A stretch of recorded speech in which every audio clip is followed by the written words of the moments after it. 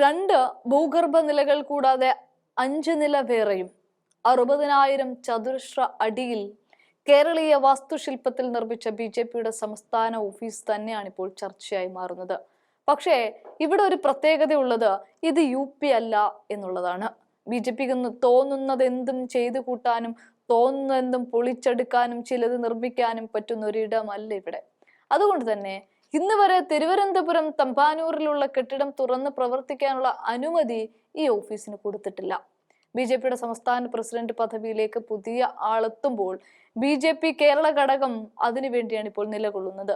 സുരേന്ദ്രനാണോ അതോ സുരേന്ദ്രന് പകരം മറ്റാരെങ്കിലുമാണോ എന്നതൊക്കെ ഗംഭീര ചർച്ചയായി മാറുന്നതിനിടയിൽ ഈ മന്ദിരത്തിന്റെ അടച്ചിടൽ മാത്രമേ തൽക്കാലം കേരളത്തിലെ ബിജെപി നേതൃത്വത്തിന് സാധിക്കുന്നുള്ളൂ. പാലുകാച്ചി 1 വർഷം കഴിഞ്ഞിട്ടും ബിജെപി സംസ്ഥാന കമ്മിറ്റി ഓഫീസിലേക്ക് പ്രവർത്തനം പൂർണ്ണമായി മാറ്റാൻ സാധിച്ചിട്ടില്ല. കോർപ്പറേഷന്റെ അന്തിമാനുമതി കെട്ടിട നിർമ്മാണത്തിന് ലഭിച്ചിട്ടില്ല എന്നതാണ് പ്രശ്നം. നിലവിൽ തൈക്കാട്ടുള്ള മുൻ ഓഫീസിലാണ് സംസ്ഥാന നേതാക്കൾ എത്തുന്നത്. പുതിയ പ്രസിഡന്റിന്റെ പ്രഖ്യാപനം വരുന്നതോടെ ഓഫീസ് പ്രവർത്തനം തുടങ്ങാനും ദേശീയ നേതാവിനെ ഉദ്ഘാടനത്തിൽ പങ്കെടുപ്പിച്ച് ആഘോഷമാക്കാനുമൊക്കെയാണ് ആലോചന. തമ്പാനൂരിൽ അരിസ്റ്റോ ജംഗ്ഷന് സമീപം കേരളീയ വാസ്തുശില്പ മാതൃകയിലുള്ള കെട്ടിടത്തിന് 5 നിലകളുണ്ട്, 2 ഭൂഗർഭ നിലകളും. ഇങ്ങനെ 60,000 ചതുരശ്ര അടിയാണ് വിസ്തീർണം.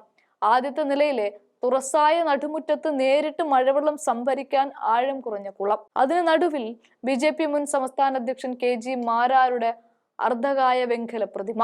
ഹരിതചട്ടം പാലിച്ച് നിർമ്മിച്ച കെട്ടിടത്തിൽ 22 കിലോവാട്ട് ശേഷിയുള്ള സൗരോർജ പാനലുമുണ്ട്.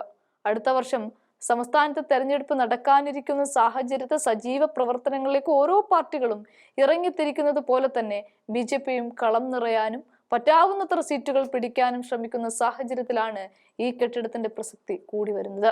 അതേസമയം കേരളം പിടിക്കാൻ ആരൊക്കെ സ്ഥാനാർത്ഥികളായി നിർത്തുമെന്ന കാര്യത്തിൽ ബിജെപി ഒരു മുഴം മുൻപേ എറിഞ്ഞു തുടങ്ങിയിട്ടില്ല ഇപ്പോൾ.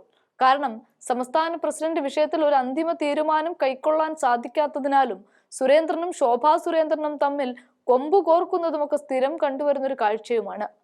പാലക്കാട് തെരഞ്ഞെടുപ്പിൽ അത് പ്രകടമായി തന്നെ നമ്മൾ കണ്ടു. ശോഭാ സുരേന്ദ്രന് വേണ്ടി പൊങ്ങിയ ഫ്ലക്സ് ബോർഡുകളിൽ ഒന്നും പിന്നീട് കണ്ടതേയില്ല. ഒടുക്കം നറുക്ക് C കൃഷ്ണകുമാർ തന്നെ വീഴുകയായിരുന്നു. കൊട്ടിക്കലാശത്തിൽ DJ വരെ നടത്തിയിട്ടും സുരേന്ദ്രന്റെ മുഖം മിനിക്കാൻ സാധിച്ചതുമില്ല. ഒടുക്കം മങ്കൂട്ടത്തിനോട് 15,000 വോട്ടിന് തോറ്റടിയേണ്ടി വരികയായിരുന്നു BJP സ്ഥാനാർത്ഥിക്ക്. അതൊക്കെ നിലനിൽക്കുമ്പോഴാണ് ഇനി ഈ കെട്ടിടത്തിന്റെ ഭാവിയും.